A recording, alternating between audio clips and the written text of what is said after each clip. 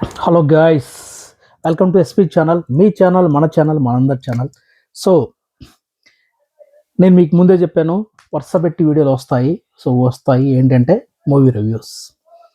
ఇప్పుడు నేను ఏ సినిమా గురించి మాట్లాడబోతున్నానంటే, విషయం ఉంటేనే మాట్లాడతాను. ముందు ముందు ప్రతి సినిమాను చేయడానికి ట్రై చేస్తాను. ఇప్పుడైతే ప్రజెంట్ అయితే నేను సమయ భావం వల్ల, నాకుండే టైం ప్రాబ్లం వల్ల నేను విషయం ఉన్న సినిమాలే తీసుకుంటున్నాను. ఈరోజు ఒక సినిమా గురించి అయితే మీకు మాట్లాడాలి. అదేంటంటే 'సర్వం మాయ' అనే ఒక మలయాళం మూవీ. 'సర్వం మాయ' అనే మలయాళం మూవీ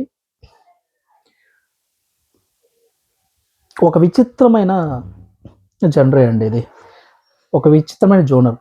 ఇది ఒక హారర్ అని చెప్పొచ్చు, కామెడీ అని చెప్పొచ్చు, సెంటిమెంట్ అని చెప్పొచ్చు, ఫ్యామిలీ ఎంటర్టైన్ అని చెప్పొచ్చు.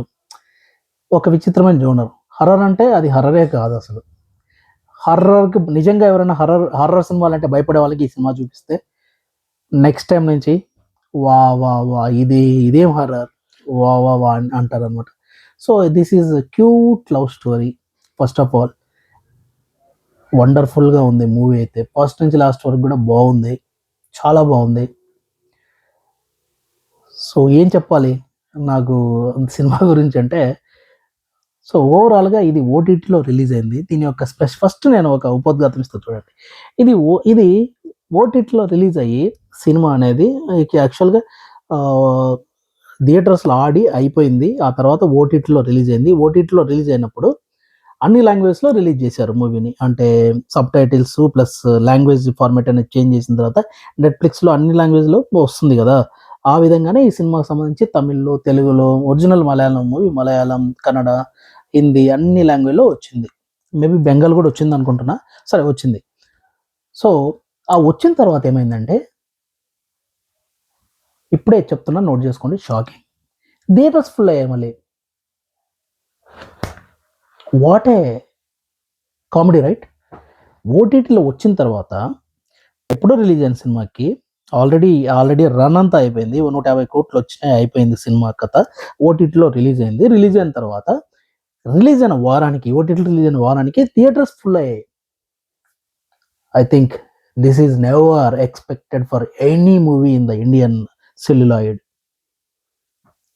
ఎందుకు అని చూశాను నేను. మళ్ళీ బెంగళూరులో సినిమా ఆడుతుంది, మైసూర్లో ఆడుతుంది, చెన్నైలో ఆడుతుంది, ప్రతి చోట సినిమా అనేది ఆడుతుంది. అన్ని మల్టీప్లెక్స్ అన్ని కూడా ఈ సర్వమాయ అనే సినిమా అయితే రన్నింగ్. కావాలంటే మీరు కూడా చెక్ చేయండి బుక్ మై షోలో, ఇది రన్నింగ్. మళ్ళీ ఓటీటీలో ఈరోజు మీరు మొబైల్లో చూసేయచ్చు సినిమా.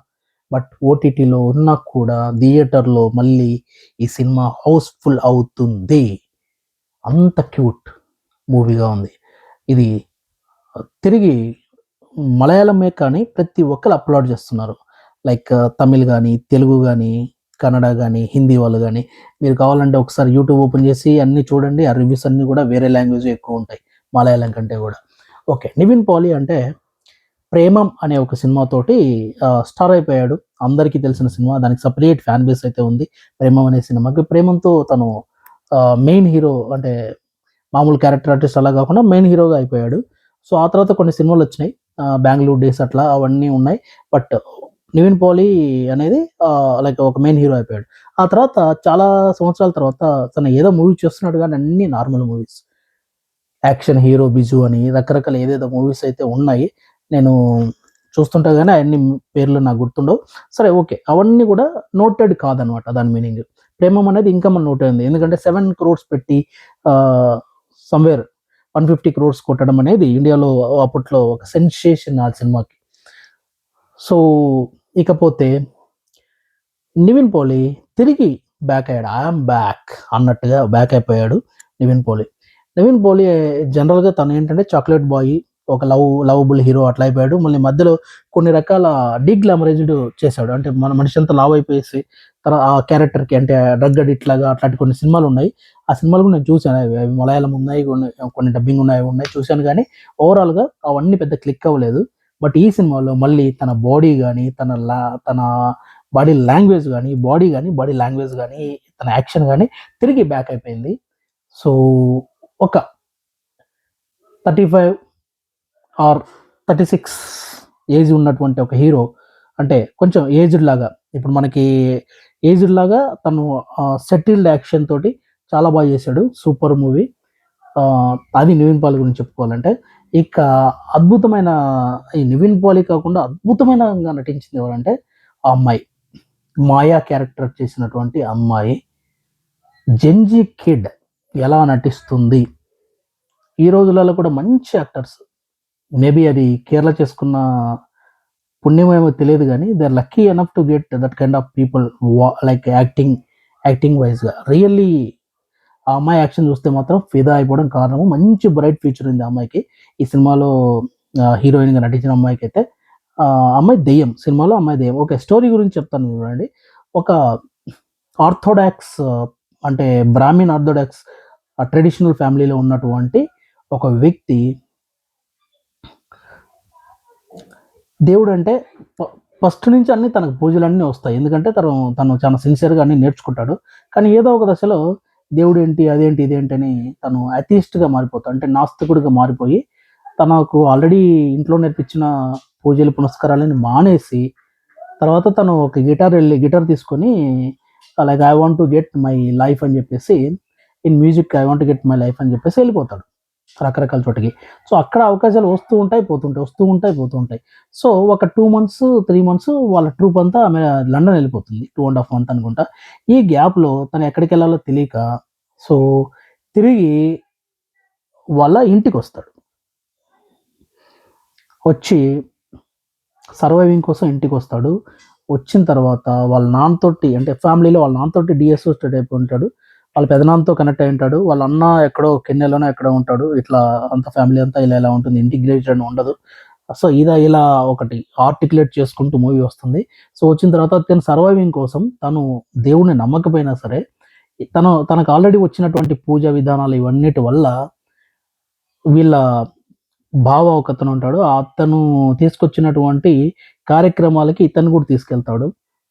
60-40 అని ఇట్లా 50-50 అని రకరకాల షేర్ తోటి వీళ్ళెళ్ళి పూజలు చేసేసి ఆ అమౌంట్‌తో సర్వైవ్ అవ్వాలని వీళ్ళ ఉద్దేశ్యం. ఆ తర్వాత ఇతను అనుకోకుండా ఒక దెయ్యాన్ని వదిలిస్తాను ఒక అబ్బాయికని దానికి వెళ్తాడనమాట. ఆ పూజ చేస్తే దెయ్యం వెళ్ళిపోతుందని ఇతను పూజ స్టార్ట్ చేస్తాడు. అది నిజంగానే దెయ్యం అనేది వెళ్ళిపోతుంది. కాకపోతే తర్వాత రోజు లేస్తే ఆ దెయ్యము ఇతని ఇంట్లోనే ప్రత్యక్షమై ఉంటుంది. ఆ దెయ్యం ఎవరంటే మన హీరోయిన్. ఆ హీరోయిన్ ఎవరంటే Gen Z kid. Just 17 years, 18 years అమ్మాయి. పాపం అమ్మాయి ఏదో అనుకోని కారణాల వల్ల చనిపోయి ఉంటుంది. చనిపోయిన తర్వాత వీళ్ళకి గతమంతా గుర్తుండదండి జనరల్‌గా. సో మేబీ అది కరెక్టే అనిపిస్తుందేమో. నాకు కూడా వన్ ఆఫ్ ద పాయింట్‌లో ఎవరైనా చనిపోయిన తర్వాత వాళ్ళకు ప్రీవియస్ వాళ్ళ లైఫ్ గురించి గుర్తుండకపోవచ్చేమో అని నాకు గూడా అనిపిస్తుంది. సినిమాలో అదే పాయింట్ పట్టుకున్నారు. సో తనకు గుర్తుండదు. సో తను తెలుసుకోవాలని ట్రై చేస్తూ ఉంటుంది. నాకేం గుర్తులేదు. ఒకే ఒక వర్డ్ గుర్తుంది అది ఇదని. సో ఇలా ప్రయాణం అనేది సాగుతూ ఉంది. ఇతను దెయ్యమని భయపడటము, తర్వాత ఆ అమ్మాయి నువ్వు అనుకున్నట్టుగా సినిమాలో చూసినట్టుగా హారర్ అది ఇది కాదు. సో నాకు మొబైల్ సర్ఫింగ్ అలవాటుంది. మొబైల్ బ్రౌజింగ్ అలవాటుంది. నీ మొబైల్ కావాలి అది ఇదని. ఇలా రకరకాలు సాగుతూ ఉంటుంది. It will be so cute.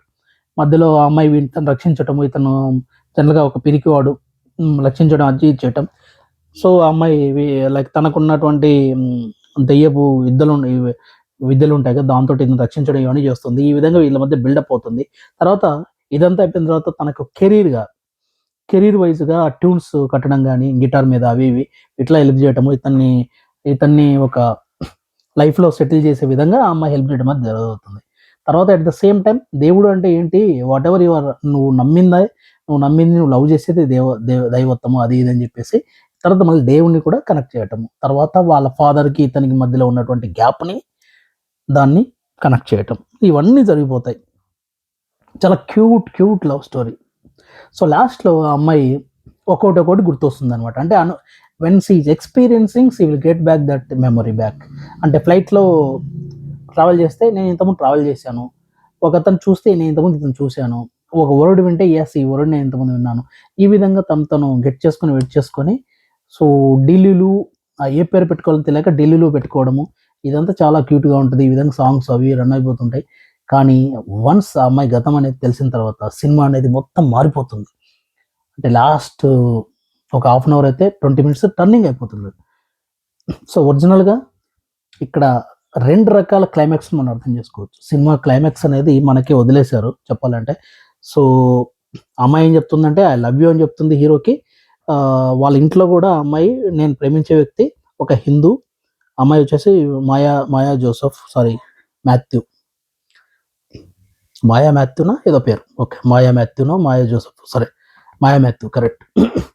So అమ్మాయి వచ్చేసి నేను నిన్ను ప్రేమిస్తున్నానని చెప్పటము, వాళ్ళ ఇంట్లో వచ్చేసి తను నాకంటే మా సీనియరు, తను నాకంటే ఏజ్లో ఎక్కువ ఉంది, తర్వాత ఏజ్ గ్యాప్ ఉంది, తర్వాత అతను ఒక హిందూ, అతని పేరు ఇది ఇది అని చెప్పటం, ఇవన్నీ జరుగుతాయి. సో ఇక్కడ మనం 2 విధాలుగా అర్థం చేసుకోవచ్చు. లాస్ట్‌లో ఏంటంటే క్లైమాక్స్ అనేది మెయిన్‌గా ఈ సినిమాలో చూసిన వాళ్ళకి డౌట్‌గా ఉంటుంది. కాబట్టి నేను అది ఎక్స్‌ప్లెయిన్ చేస్తున్నాను. సో నాకు నేను కొంతమంది మలయాళం ఫ్రెండ్స్ తోటి మాట్లాడిన దాని ప్రకారము, లేదు అంటే నేను చదివిన దాని ప్రకారము అక్కడిక్కడ నేను 2 డిఫరెంట్ ఫ్లోలు నేను సేకరించాను. ఆ డిఫరెంట్ ఫ్లోలు మీకు క్లైమాక్స్ గురించి మీకు ఇస్తున్నాను. ఒక ఫ్లో ఏంటంటే పాజిటివ్ ఫ్లో. పాజిటివ్ ఫ్లో ఏంటంటే ఈ అమ్మాయి హీరోనే లవ్ చేసింది. తనకు తెలియదు. హీరోకి మాత్రం అది తెలియదు. తను బెంగుళూరులో చదువుకునేటప్పుడు హీరో వచ్చేసి బెంగుళూరులో ఉంటాడంట. ఈఎంఐ తన సీనియర్స్ ద్వారా వాళ్ళ ద్వారా వీళ్ళ ద్వారా ఇతన్ని హీరోని తెలుసుకొని హీరోని వన్ సైడ్ లవ్ చేయడము, ఆ తర్వాత అతనికి ప్రపోజ్ చేయాలని అనుకున్నప్పుడు ఈఎంఐ చనిపోవడం ఇలా జరిగి ఒకటి అతని గురించి ఇంట్లో అయితే తెలుసు. సో లాస్ట్లో హీరో వచ్చినప్పుడు నువ్వేనా ఆ అబ్బాయి అని చెప్పేసి అడిగినప్పుడు హీరో ఎస్ అని చెప్పటము అదంతా పాజిటివ్గా వెళ్ళిపోతుంది.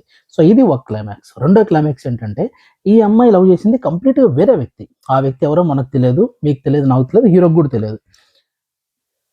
సో ఇతను వాళ్ళ మదర్ అంటే ఆమె చనిపోయినప్పుడు అన్ని ఓపెన్ క్వశ్చన్ మార్క్తో చనిపోతుంది. వాళ్ళ మదర్ ఫాదర్కి అమ్మాయి ఎవరు లవ్ చేసింది ఏంటి ఏం తెలియదు అనమాట. సో అవన్నీ క్లోజ్ చేస్తే, అవన్నీ కొంచెం కనెక్ట్ చేస్తే సినిమాలో మీకు నేను ముందే చెప్పాను అన్ని రకాల క్యారెక్టర్లు కనెక్ట్ చేసుకుంటూ వెళ్తారు అని చెప్పేసి, వాళ్ళ మధ్యలో గ్యాప్ ఉంటుంది, కనెక్ట్ చేసుకుంటూ వెళ్తారని మీకు చెప్పాను. సో అక్కడ లాస్ట్లో కూడా ఈ 2 కనెక్ట్ చేస్తే ఒక సుఖాంతం అవుతుంది అని చెప్పేసి హీరో వెళ్తాడు. వెళ్ళి అక్కడ వాళ్ళు అడుగుతారు ఒకవేళ నువ్వేనా అబ్బాయి అని చెప్పేసి, అవునని చెప్తాడు. అంటే దాని మీనింగ్ ఏంటంటే వాళ్ళకు ఒక హ్యాపీనెస్ ఉంటుంది, మనశ్శాంతి ఉంటుంది. వాళ్ళ మదర్కి పాపం ఎవరి కోసం ఈ అమ్మాయి లవ్ చేసింది, వీళ్ళందరినీ రెడీ చేసింది, ఆ ఫ్యామిలీ మొత్తం రెడీ అయిపోయారు అతన్ని కలవడానికి. బట్ లాస్ట్లో ఆ అమ్మాయి చనిపోతుంది. సో అదంతా ఒక ఓపెన్ క్వశ్చన్ పజిల్ లాగా ఉంటుంది, అతను ఎలాంటి వాడు ఏంటి అనేది. సో అట్లీస్ట్ అది కలెక్ట్ చేసినట్లయితే కొద్ది ప్రశాంతంగా ఉంటుంది కదా. సో అతను మేము చూసామన్నట్టుగా. సో అతను ఏంటంటే వేరే అమ్మాయి ప్రేమించింది ఎవరో తెలియదు, బట్ స్టిల్ నేనే అని చెప్తాడు వాళ్ళకి. ఆ విధంగా వాళ్ళు మనశ్శాంతి పొందుతారు. చివరిలో ఆ అమ్మాయి డిజపేర్ అయిపోతుంది, ఎందుకంటే షీ సాటిస్ఫైడ్. దాని మీనింగ్ ఏంటంటే ఆమెకు అన్ని రకాల కనెక్షన్స్ దొరికాయి, ఇక ఈ యొక్క ప్రపంచాన్ని ఆమె వదిలిపెట్టడానికి ఒక ప్రశాంతత దొరుకుతుందని చెప్పేసి మూవీ వచ్చేసి ఇలా కనెక్ట్ చేశారు. ఫైనల్గా ఆమె అయితే డిసప్పేర్ అయిపోతుంది ఈ వరల్డ్ నుంచి. ఇది రెండో క్లైమాక్స్. సో మీకు ఏ క్లైమాక్స్ అర్థం చేసుకున్నా కూడా మూవీ అయితే చాలా బ్యూటిఫుల్గా ఉంటుంది. ఈ సినిమా వచ్చేసి మీరు చూడాలి, చూసి ఎక్స్పీరియన్స్ చేస్తేనే నేను చెప్పినటువంటి ఈ యొక్క స్టోరీ పాయింట్కి మీకు కనెక్ట్ అవుతారు. So it is wonderful movie, చూడండి, చాలా బాగుంటుంది సినిమా. మలయాళంలో వింత వింత సినిమాలు వస్తాయి. ఈ మధ్య ఒక ఎకో అనే ఒక సినిమా వచ్చింది, దాంట్లో అంతే క్లైమాక్స్ మనకే వదిలేస్తారు. సో మనమే ఆలోచించుకొని బుర్ర బద్దలు కొట్టుకొని మళ్ళీ వెనక్కి ముందుగా ఆలోచించి మళ్ళీ మనము ఒక థిరీకి మనం రావాలన్నమాట. ఈ విధంగా అయితే చేస్తున్నారు. ఈ సర్వమ్మాయిలో ఇది నార్మల్ మూవీ. సో అదంటే ఒక థ్రిల్లర్ మూవీలో అలా థ్రెడ్ అనేది లాక్కోవడానికి ఓపెన్ చేయడానికి వీలుంటుంది. బట్ ఈ మూవీస్లో ఒక మామూలు హర్రర్ కామెడీ లేదంటే ఒక లవ్ స్టోరీలో కూడా ఈ విధంగా ట్విస్ట్ పెట్టి ఒక థ్రెడ్ పెట్టి అరే బాబు మీరే ఆలోచించుకోండి, ఆ యొక్క క్లైమాక్స్ యొక్క గొప్పతనాన్ని మీరే ఆలోచించుకోండి అని వదిలేయటం అనేది హ్యాట్సప్. సో ఓవరాల్ మూవీ అయితే అద్భుతం కాబట్టి ఆ యొక్క క్లైమాక్స్ ట్విస్ట్ కూడా బాగుంటుంది, అది మనం సాటిస్ఫై అవుతాము. మనం మళ్ళీ వెనక్కి వెళ్ళి ఆలోచించటము, ఇప్పుడు సినిమా అయిపోయిన తర్వాత మళ్ళీ ఏం చేస్తాం మనం, అక్కడ ఆ పాయింట్లో ఈఎంఐ ఇది కనెక్ట్ అయింది, ఇదే కనెక్ట్ అయింది, ఇది చెప్పింది అది చెప్పింది, మళ్ళీ మీరు ఆలోచిస్తూ బిగిన్ చేస్తుంటారు. సో ఎలాగో ఓటీటీలో ఉంది కనుక మళ్ళీ ఒకసారి చూసేయచ్చు సినిమా. ఈ విధంగా రిపీట్ ఆడియన్స్ కోసం ఇది ఒక ట్రిక్ అనేది డైరెక్టర్ అనేది ప్లే చేస్తాడు.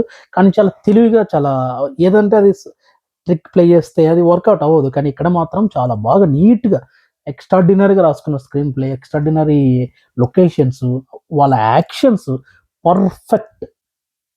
100%, 200%, 300% కాదు, పర్ఫెక్ట్. ప్రతి క్యారెక్టర్ అనేది కూడా అద్భుతంగా నటించింది సినిమాలో. ఎవరికి వాళ్ళే అంత న్యాచురల్. అది ఎక్స్ట్రా అనిపించదు, లో అనిపించదు, ఎక్కడ అనిపించదు, పర్ఫెక్ట్ అనిపిస్తుంది. Super movie. దీంట్లో స్పెషల్గా హీరోయిన్ క్యారెక్టర్ సూపర్. ఆ అమ్మాయికి అయితే మంచి భవిష్యత్తు ఉంది. భవిష్యత్తులో తమిళ్లో అన్ని చోట్ల అమ్మాయి అయితే రాక్ చేయబోతుందని నాకైతే అనిపిస్తుంది. అంటే ఒక క్యారెక్టర్ ఆర్టిస్ట్గా సంథింగ్, హీరోయిన్గా కావచ్చు, క్యారెక్టర్ ఆర్టిస్ట్ కావచ్చు, because he has the capability. భలే నటిస్తుంది ఆ అమ్మాయి, సూపర్. సో ఇది ఈ యొక్క మూవీ రివ్యూ. సో ఇది మాత్రం మీరు చూడండి. సర్వం మాయ సినిమా పేరు. మ్యూజిక్ కూడా చాలా బాగుంది సినిమాలో. సర్వం మాయ చూడండి, చాలా బాగుంటుంది. సో ఫీల్ గుడ్ మూవీ, ఆస్వాదించండి. Thank you guys, thank you. So be patience and listen everything. ప్రతి వర్డ్ అయితే మీకు యూజ్ అవుతుందని నేను చెప్తున్నాను. Thank you guys. ఇది నేను ముందుగా బాగా స్టడీ చేసిన తర్వాత మీకు చెప్తున్నాను. Thank you. Please keep watching our videos. Thank you guys. Signing off.